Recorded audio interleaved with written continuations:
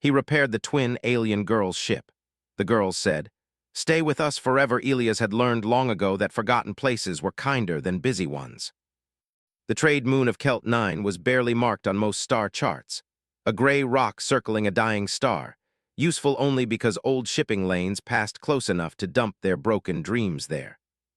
Cracked hulls, dead engines, and abandoned cargo drifted down or were dragged in by gravity, and Elias repaired what others threw away. It was not a heroic life, but it was quiet, and quiet kept a man alive. His workshop was built from 3 fused cargo containers and 1 section of a crashed freighter. The air always smelled of metal dust and burned oil. Tools hung from magnetic strips, some human-made, some alien, most repaired so many times they barely resembled their original purpose. Elias himself was unremarkable, mid-aged, broad-shouldered from years of lifting scrap, hair already turning gray from radiation and stress. He talked to machines more than people because machines were honest. If they were broken, they showed it. That night began like any other. Elias was halfway through rebuilding a grav stabilizer when the ground shook. Not a tremor from the moon's crust, but a sharp, tearing vibration that screamed of failing engines. He froze, listening. The sound grew louder, then broke into a thunderous crash beyond the ridge east of his workshop. A pillar of dust rose into the thin atmosphere. Elias swore under his breath. Crashes meant trouble. Trouble meant authorities, scavenger gangs, or worse. He should have stayed inside. He knew that. But curiosity, that old human weakness, pushed him to grab his coat, a handheld scanner, and a plasma cutter just in case. The wreck lay half buried in black dust. It was small, sleek, and alien, its hull cracked like shattered glass. Faint blue lights flickered weakly along its surface. This was no cargo drone. This was a personal vessel, expensive and advanced, the kind that did not belong on a dead moon. Elias approached slowly, scanning for weapons or active defenses. The ship was dying. Its core leaked unstable energy and its hull seals were failing fast. Then he heard it. A soft sound almost lost in the hiss of escaping gas. Crying, he stopped. Inside the fractured cockpit behind a cracked transparent shield were 2 figures, small, slender, alien. They looked almost identical, their pale skin marked with faint silver patterns that pulsed weakly with light. Their large eyes reflected fear and pain. They clutched each other, shaking. Children, his mind whispered. Alien children. Elias cursed again, more quietly this time. Galactic law was clear. Interfering with alien internal affairs could bring fines, prison, or worse. Some species were protected, others dangerous. He did not recognize these girls immediately, and that scared him more than anything.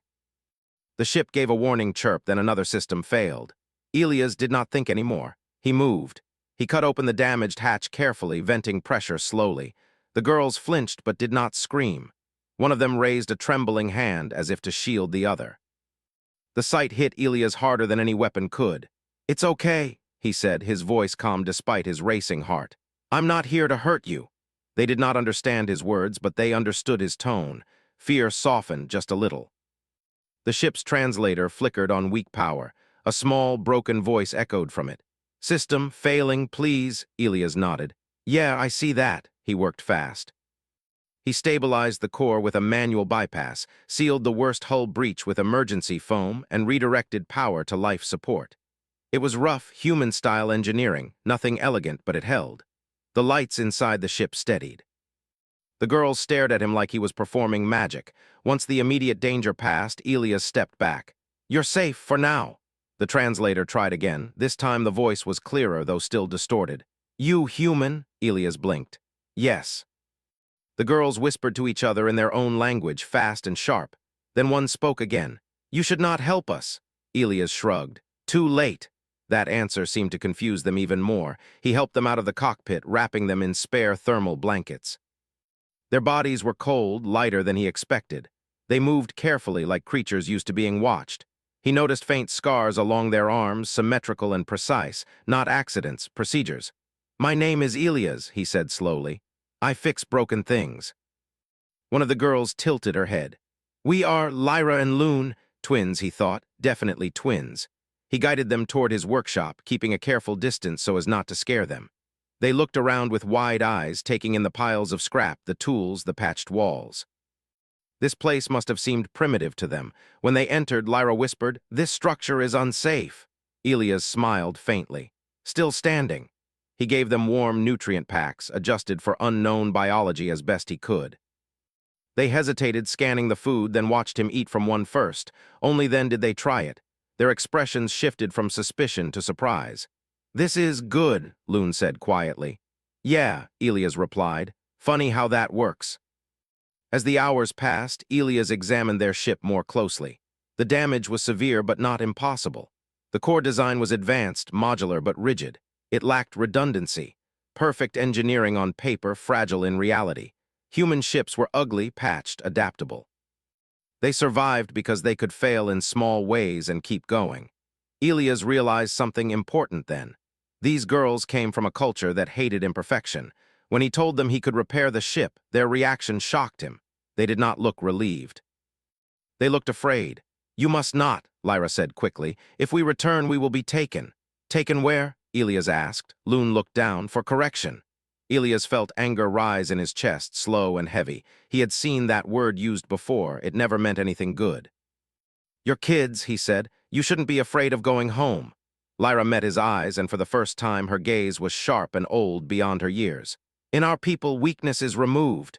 Elias said nothing. He went back to the ship and started working. He replaced cracked conduits with flexible human wiring, reinforced the hull with layered scrap alloys, and rewrote parts of the navigation system to allow manual overrides.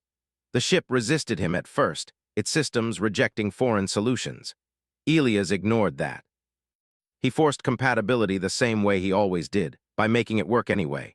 The twins watched every step, fascinated. They asked questions, endless questions. Why use this metal? Why allow inefficiency? Why leave visible repairs? "Because," Elias said, tightening a bolt, "when something breaks again, you'll know where to fix it." That answer stayed with them.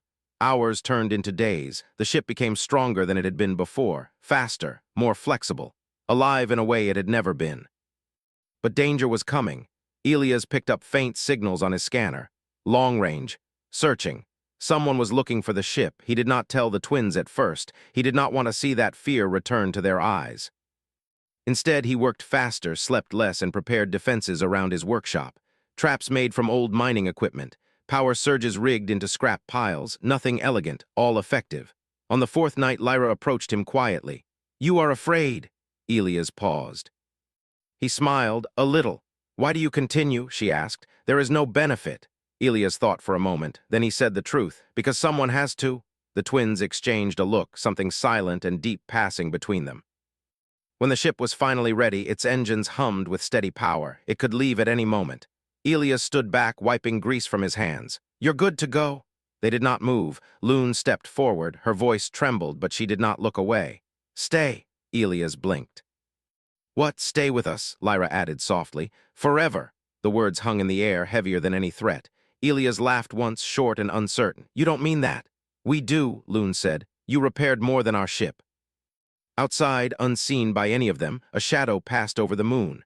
The hunters had arrived. And Elias realized that fixing broken things had finally broken his quiet life forever.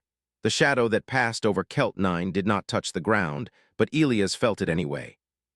Years of surviving on the edge of space had taught him that danger did not always announce itself with noise. Sometimes it arrived quietly, confident that fear would do the rest. The twins sensed it too. Lyra moved closer to the workshop wall, her silver markings dimming. Loon's fingers tightened around the thermal blanket Elias had given her days ago. Their eyes tracked the ceiling as if they could see through metal and stone. "They are close," Lyra said. Elias did not ask how she knew. He simply nodded and walked to the control panel near his workbench. The scanner showed 3 unidentified vessels dropping out of hyperspace beyond the moon's curve. Sleek, military, alien signatures he did not like. Hunters. Elias shut the scanner off. "We still have time," he said, though he was not sure it was true. "Why do they come for us?" Loon asked quietly. Elias looked at the two of them, really looked this time. Small shoulders held stiff with years of learned control, eyes trained to hide fear. Children who had never been allowed to be children. "Because," he said slowly, "someone out there is afraid of what you might become."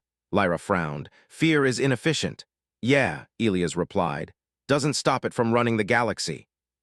He moved quickly, sealing external doors and activating the defenses he had prepared.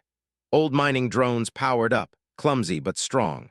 Scrap turrets rotated into position, their barrels mismatched but loaded. The workshop groaned as systems long unused came alive. The twins watched in silence. "You planned this," Lyra said. Elias shrugged. "I planned for a lot of bad days." Loon hesitated. "You could leave, they do not want you." Elias paused, his hand resting on a power switch. He could leave, that was true. He could take a shuttle, vanish into the trade lanes, survive like he always had. The galaxy would forget this place in a week. He did not move. "I already chose," he said. The first hunters arrived an hour later. A landing craft touched down beyond the ridge, its hull dark and smooth, absorbing light. Figures disembarked, tall and armored, their movements precise. Elias recognized the species then, Viewership enforcers, known for efficiency, known for mercy measured only in speed. A voice echoed across the moon, amplified and cold. "Human, you are harboring Viewership's assets. Release them and you will not be harmed." Lyra flinched at the word assets. Elias stepped outside before he could think better of it. The thin air bit at his lungs. He stood alone, hands visible, posture relaxed in a way only humans ever managed when they were terrified. "They're not assets," he called back. "They're kids." There was a pause, then laughter, sharp and metallic. "Correction is required. Stand aside." Elias smiled without humor. "No." The enforcers advanced. The first trap triggered beneath their feet, collapsing the ground into a pit of tangled metal and magnetic fields. 2 enforcers fell, armor sparking. The others reacted instantly, firing energy bolts that tore through rock and scrap. Elias retreated, leading them toward the workshop. He moved through narrow paths only he knew, forcing the enforcers to split up. Mining drones dropped from above, slamming into armored figures with brute force. Scrap turrets fired, not accurately but relentlessly. Inside, the twins watched through cracked screens. Loon covered her mouth. "He will die." Lyra's fists clenched. "He should not do this." Yet neither of them moved toward the ship. Outside, Elias fought like a man who had nothing left to lose. He did not overpower the enforcers. He delayed them. Every step cost them time. Every trap bought minutes. He was bleeding by the time one of them cornered him near the workshop door. The enforcer raised its weapon. "End of resistance." A pulse of blue light slammed into it from the side. The enforcer crashed into the wall, systems failing. Elias stared. Lyra stood in the doorway, her hands glowing faintly. Loon stood behind her, trembling but focused. "You were not meant to see that," Lyra said. Elias laughed breathlessly. "Guess I'm full of surprises today." More enforcers closed in. Elias grabbed a damaged power cell and hurled it into the open, detonating it midair. The blast threw dust and debris everywhere. In the chaos, he grabbed the twins and pulled them back inside. "Ship," he said. "Now." They ran. The ship's engines powered up smoothly, better than ever. Elias sealed the hatch as energy fire struck the hull. The vibration rattled his bones, but the ship held. As they lifted off, Elias saw the workshop below, his home burning. He felt the loss hit him harder than he expected. In orbit, silence fell. The twins sat strapped into their seats, breathing hard. Elias leaned back, exhausted. "You used abilities," he said finally, looking at Lyra. "Yes," she replied. "We are not permitted to." "Why not?" "Emotion destabilizes output," Loon said, "but fear for you increased it." Elias closed his eyes for a moment. "That's humanity for you." They jumped into hyperspace seconds before the remaining enforcers could follow. Hours later, the ship drifted in a quiet system.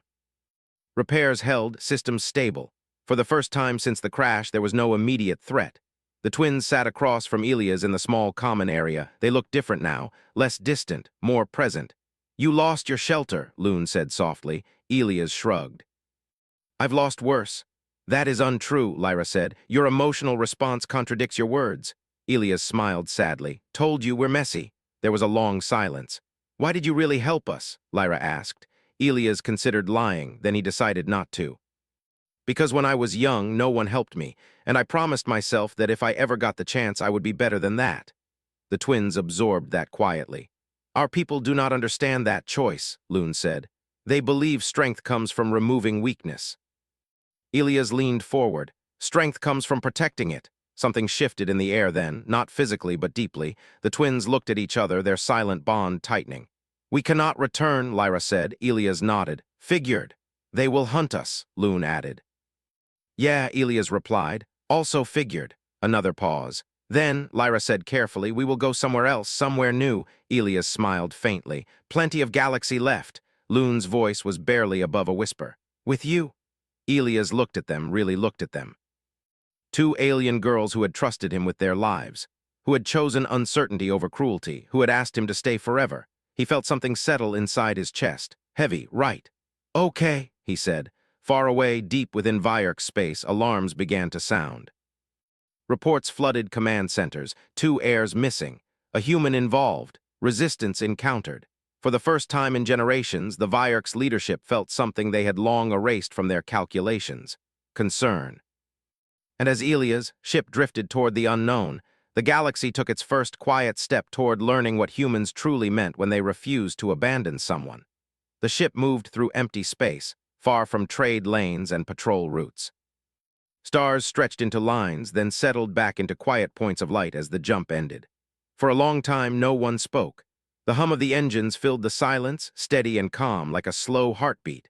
Elias sat in the pilot's seat, hands resting loosely on the controls. He had flown many ships in his life, most of them broken, borrowed, or barely legal. This one felt different. It responded smoothly, almost eagerly, as if it understood what he wanted before he finished thinking it. Behind him, Lyra and Loon sat close together, watching everything, not just the screens or the stars, but him. Elias could feel their attention like a quiet pressure on his back. You can rest, Loon said at last. The ship will maintain course. Elias shook his head. Later. Old habit. Lyra studied the control panel. You altered the response curves. They are inefficient, yet adaptable. Elias smiled. That's the idea. They traveled for days. Elias taught the twins basic ship maintenance, not because they needed it, but because he believed knowledge should be shared. He explained things slowly, using simple words, drawing diagrams on scrap pads. The twins learned fast, too fast. They also asked questions. Endless questions. Why do humans name machines? Loon asked one day. Because, Elias replied, it's easier to care about something if it has a name. Lyra frowned. Care is a liability.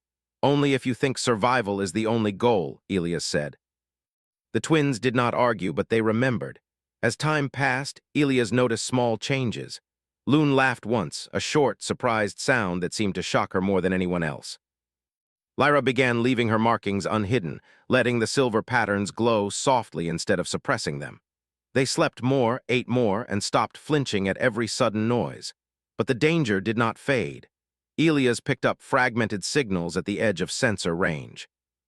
Probes, long-range trackers designed to sniff out energy signatures unique to Vyark's technology. The twins' ship, even altered, still carried that scent. They are persistent, Lyra said calmly. They usually are, Elias replied. He adjusted their course again, diving into a dense star cluster where navigation was difficult and sensors unreliable. It was risky, but risk was something Elias understood. Inside the cluster, strange radiation interfered with the twin systems. Lyra staggered once, gripping the wall. Elias was at her side instantly. Sit, he said gently. She obeyed without argument, which worried him more than if she had resisted.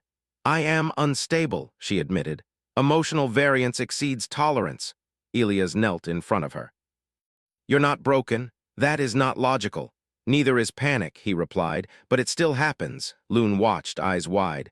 Our instructors said instability leads to correction. Elias felt anger burn behind his ribs. He kept his voice calm. Your instructors were wrong. Lyra looked at him sharply. You say this with certainty. I say it with experience. He showed them breathing techniques he used during long repairs in dangerous environments. Slow in, slow out. Focus on something real, something solid. The twins copied him awkwardly at first, then more smoothly. It helped. Later, while Elias slept in the common area, the twins whispered to each other. He alters us, Loon said softly. Yes, Lyra agreed, but not through force. Is that allowed? Lyra was silent for a long time. I do not know, but I do not wish him to stop. The cluster did not hide them forever. 3 days later, Elias detected a new signal. Stronger, smarter, not a hunter squad, a warship. The twins recognized the signature instantly. Our people, Loon whispered. A command vessel. Elias straightened. Can we outrun it? Lyra shook her head. No, the warship did not fire, it transmitted. The voice that filled the cockpit was calm, controlled, and powerful. Lyra, Loon. You have deviated from assigned survival parameters. Return immediately. Lyra stood slowly, her posture rigid. We are alive. You are compromised, the voice replied. A human influence has been detected. That influence will be removed. Elias stepped forward. Funny thing about influence, he said. It goes both ways. There was a pause. You are irrelevant, the voice said. Step aside. Elias did not move. Lyra looked at him, something unreadable in her eyes. If we refuse, she asked the voice, what happens? Correction, the voice answered. Necessary and complete. Loon's hand found Elias' sleeve. She did not let go. Elias felt the moment stretch. He knew what this was. A line, one that once crossed could not be uncrossed. Lyra inhaled slowly, the way Elias had taught her. Then she spoke. We refuse. Alarms flared instantly. The warship powered weapons. Elias did not shout. He did not panic. He moved. He rerouted power, pushed the engines beyond safe limits, and dove straight toward the warship. Not away, toward. Lyra stared. This is irrational. Welcome to humanity, Elias said. At the last possible moment, he cut thrust and dumped a burst of raw energy from the modified core. The pulse scrambled sensors, blinded targeting systems, and overloaded shields. The ship shook violently. The twins screamed, then clung to their seats. Elias gritted his teeth, riding the chaos. He threaded their ship through the warship's defensive grid, scraping past armor plates so close sparks danced across their hull. Then they were through. They fled into open space, engines screaming, systems overheating. Behind them, the warship did not pursue. Its systems were recovering too slowly, but it transmitted one last message. You cannot escape what you are. The channel cut. Silence returned, broken only by the ship's strained hum. Elias slumped back, breathing hard. His hands shook. He did not hide it. Lyra approached him slowly. You endangered yourself for us? Yeah, he said. That's kind of my thing now. Loon hugged him suddenly, arms tight around his waist. Elias froze, then carefully returned the embrace. Lyra watched, her expression complex. Then, hesitantly, she placed her hand on his shoulder. In that moment, something broke and healed at the same time. Far away within the Vierk's command structure, confusion spread. Models failed to predict the twins' behavior. Human tactics defied logic. Reports described emotional surges increasing performance rather than degrading it. The data did not make sense, and that frightened them. As the ship drifted onward, damaged but alive, Elias began to understand the truth. He had not just repaired a ship. He had changed a path, not only for two alien girls, but for an entire people who had forgotten how to choose. And the galaxy, vast and watching, was slowly starting to notice. The ship limped away from the encounter, engines scarred but steady. Elias guided it toward a quiet system with a yellow dwarf star and a ring of cold planets. No patrol signals showed on the scans. No trade lanes crossed nearby. It was the kind of place people forgot to name. They settled into a slow orbit around an ice moon and powered down non-essential systems. The sudden quiet felt heavy after days of running. Elias stood alone in the engine bay, hands black with grease, mind busy with numbers and problems. He replaced a burnt relay, sealed a microfracture, and rewired a coolant loop to bypass a damaged node. Human fixes, ugly, effective. Behind him, Lyra and Loon watched. You should rest, Loon said. In a minute, Elias replied. If I stop now, I won't start again. Lyra stepped closer, studying the engine's exposed core. You altered its safety limits beyond acceptable margins. Elias tightened a clamp. Acceptable to who? To any rational standard, Lyra answered. Elias looked up at her. Rational standards didn't keep you safe. She did not argue. When the repairs were done, Elias washed his hands and sat on the floor, back against the wall. Fatigue caught him suddenly, deep and heavy. Loon handed him a water pouch. He drank, grateful. They sat together in silence. Your people will not stop, Elias said at last. Lyra nodded. They cannot. We represent instability. Kids shouldn't be considered instability, Elias said. In our society, Lyra replied, children are potential, not priority. Elias closed his eyes. That's backwards. It is efficient, Lyra said, then hesitated. Or it was. Loon hugged her knees. I do not wish to be corrected. Elias opened his eyes and met her gaze. You won't be.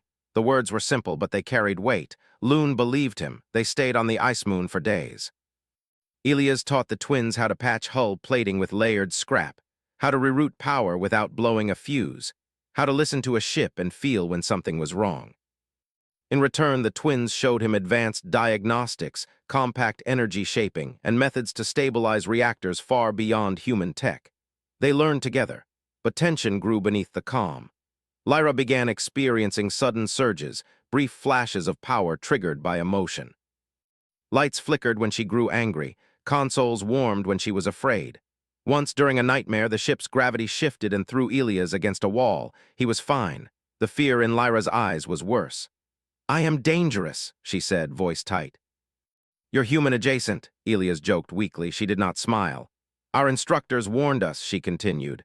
"Emotion corrupts control. Control is safety." Elias sat across from her. "Control isn't the same as safety. Sometimes it's a cage." Loon watched quietly, torn. That night, alarms blared. Elias was on his feet instantly.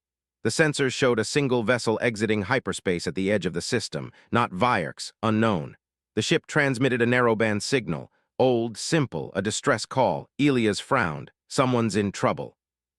Lyra stiffened. "It could be a trap." "Could be," Elias said. "Could be someone who needs help." The twins exchanged a look. "If we respond," Lyra said, "we reveal ourselves." Elias nodded. "I know." The distress call repeated, weak, fading. Elias did not move for a long moment. Then he turned the ship toward the signal. "Why?" Lyra asked softly. "Because," he said, "that's how this started." They found a battered transport drifting near the system's outer edge. Its hull was torn, life support failing. Inside were 6 beings of different species, huddled together. Traders, refugees, no weapons, no power to run. Elias docked manually, sealing the airlock with clamps and hope. As he worked, Vierk's sensors flared faintly on the edge of detection. Long range, watching. "They are observing," Lyra said. Elias kept working. "Then they can learn something." He brought the survivors aboard, stabilized their injuries, shared food and heat. The twins helped without hesitation, their movements gentle, careful. Loon soothed a crying alien child with soft sounds.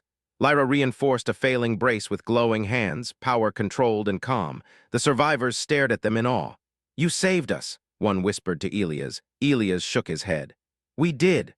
The Vierk's sensors grew stronger. A command signal pulsed through space. Lyra felt it like a hand closing around her thoughts. "They are demanding we withdraw," she said, voice strained. Elias looked at the survivors, then at the twins. "If we run now, what happens to them?" "They will be reclaimed," Lyra said. "Or eliminated." Elias exhaled slowly. "No." The command signal intensified. Lyra cried out, dropping to one knee. Power surged around her, lights flaring, gravity wavering. Elias rushed to her side. "Lyra, look at me, breathe with me." She tried. The pressure did not ease. "They are forcing a recall," she gasped. "Through me." Loon grabbed Elias' hand. "Do something." Elias made a decision that would echo far beyond the system. He opened a channel. "This is Elias," he said clearly. "Human, you want your heirs, you'll have to listen first." The Vierk's voice answered instantly, sharp with authority. "Cease interference." "No," Elias said. "You've been watching, you saw them help strangers, you saw what emotion did." "Anomaly," the voice replied. "Proof," Elias countered. "They stabilized systems your tech couldn't. They saved lives, and you're afraid because it works." Silence. Lyra screamed as the pressure peaked. Elias pulled her into his arms, grounding her, whispering steady words. Loon pressed close, adding her voice. Slowly, the surge faded. Lyra collapsed, exhausted but conscious. The Vierk's voice returned, colder than before. "Release the human influence." Elias stood, shaking but unbroken. "No, here's what will happen. You will back off. You will let them choose, and if you don't, I will show the galaxy everything you are." The survivors watched, wide-eyed. "You have no authority," the voice said. "I have witnesses," Elias replied, "and friends." A pause stretched, calculations ran. Finally, the sensors withdrew slightly. Not retreat, not advance, observation. "They are reconsidering," Lyra whispered, astonished. Elias sagged against the wall. "Good, because I'm out of speeches." They escorted the survivors to a safe relay station days later, staying hidden until the last moment. As the transport jumped away, the survivors bowed, thanked them, promised to speak. Word would spread. Back aboard, the twins stood with Elias, watching stars slide past. "You risked everything," Loon said. Elias smiled tiredly. "That's the job." Lyra looked at him, eyes bright and uncertain. "If we stay with you, the conflict will grow."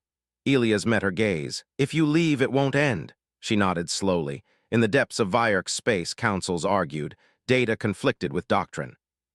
The heirs had acted with compassion and increased effectiveness. The human had defied command and survived. For the first time, the Vierks faced a question they had never allowed themselves to ask. What if they were wrong? And far away, on a patched ship held together by hope and stubborn repairs, a human and two alien girls prepared to face a galaxy that was finally starting to pay attention. The ship drifted between stars, quiet and steady, as if it too was waiting. Elias stood at the observation window, hands resting on the frame, watching distant light move slowly across the glass.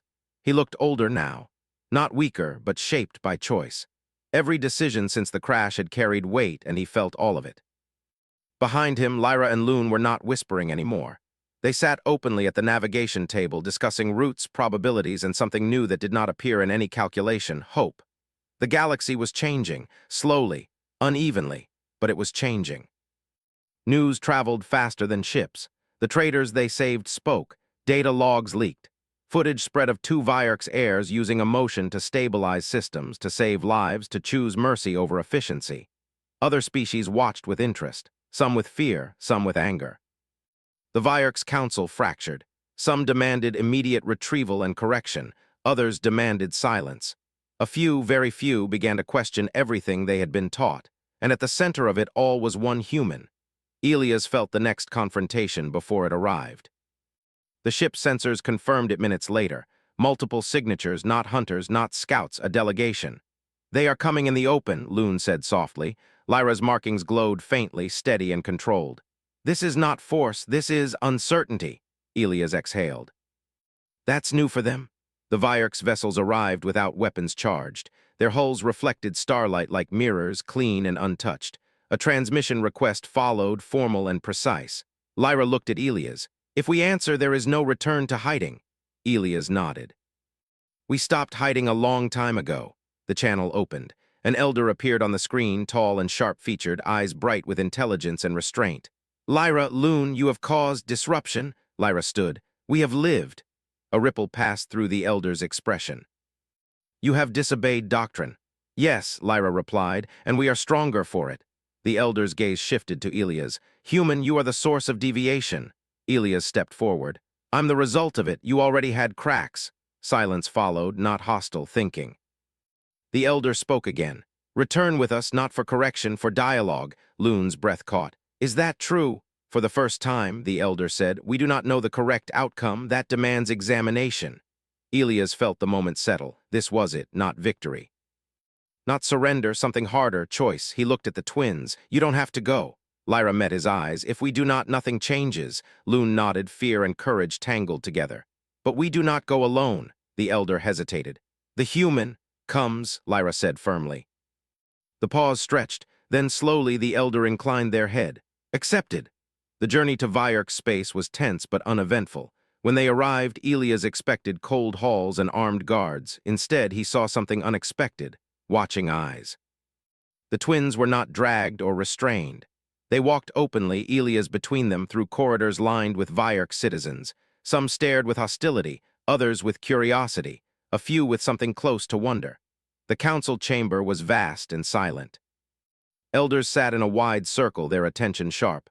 Lyra stepped forward first. She did not bow. "You taught us that emotion is weakness," she said clearly. "That compassion wastes energy. That attachment leads to failure." Murmurs rippled through the chamber. "We believed you," Loon continued, "until a human repaired our ship with imperfect tools and refused to abandon us." Elias stood quietly, letting them speak. "We survived because of him," Lyra said. "We grew because of him. And when we chose to help others, our abilities increased, not failed." Data screens lit up around the chamber, proof, metrics, impossible numbers. The elders studied them in silence. One spoke. "Your experiences are limited." Elias finally stepped forward. "Then expand them." Every eye turned to him. "You built an empire on fear of failure," Elias said calmly. "Humans did that once too. It nearly ended us. You don't remove weakness by cutting it out. You strengthen it by protecting it." "You are emotional," an elder said. "Yeah," Elias replied. "That's why this works." The debate lasted hours. Voices rose, logic clashed with lived experience. Old certainty cracked under new truth. In the end, it was not Elias who changed them. It was the twins. They refused correction, refused silence, refused to be reduced. They chose. The council's final decision was not perfect, but it was historic. Lyra and Loon were declared autonomous, no longer assets, individuals, and humanity was reclassified not as unstable, but as catalysts. When Elias and the twins left Vyerk's space, it was not as fugitives. It was as symbols, quiet ones, dangerous ones. Across the galaxy, small things shifted, policies softened, children were spared. Emotion was studied instead of erased, not everywhere, not all at once, but enough. On a quiet world far from power and pride, Elias built a new workshop. It was bigger, messier, and full of life. Ships came broken and left stronger. People came afraid and left changed. Lyra and Loon grew there, not just older but freer. They laughed more, argued, learned. Failed, tried again. One night under a sky full of stars, Loon asked a question she had been holding for a long time. "Elias, will you stay with us forever?" Elias looked at the two of them, taller now, brighter, alive in ways no data could measure. He smiled. "I already did." And far beyond that small world, the galaxy remembered the day a human repaired a broken ship, refused to walk away, and taught an empire that strength did not come from control, but from choosing to stay.